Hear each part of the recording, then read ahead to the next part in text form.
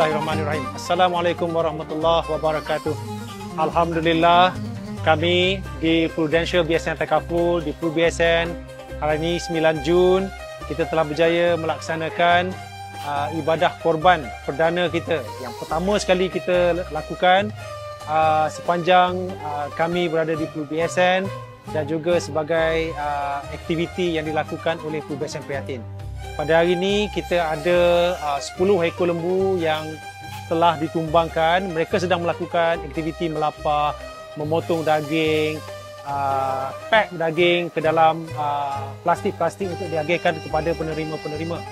Kami ada beberapa penerima seperti Persatuan Nelayan, Mahat Tahfiz, IPD Kuala Selangor, Balai Polis Jeram, Klinik Kesihatan Jeram dan penduduk-penduduk di Kampung Pandan.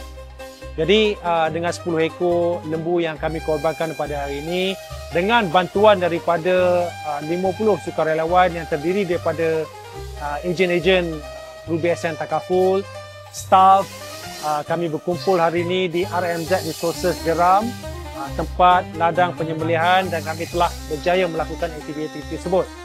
Kalau dapat disaksikan dekat belakang ini, masih ada lagi aktiviti seperti melapah, memotong daging dan memasak.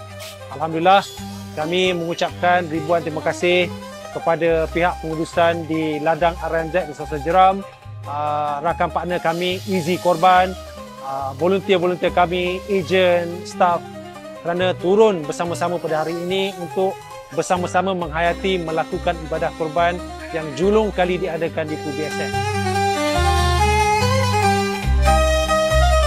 Kenapa kita pilih untuk menganjur tahun korban ni? Kerana dia sejajar dengan bisnes takaful kami. Kalau bisnes takaful adalah bisnes menggunakan konsep ta'awun ataupun tolong menolong secara ringkasnya.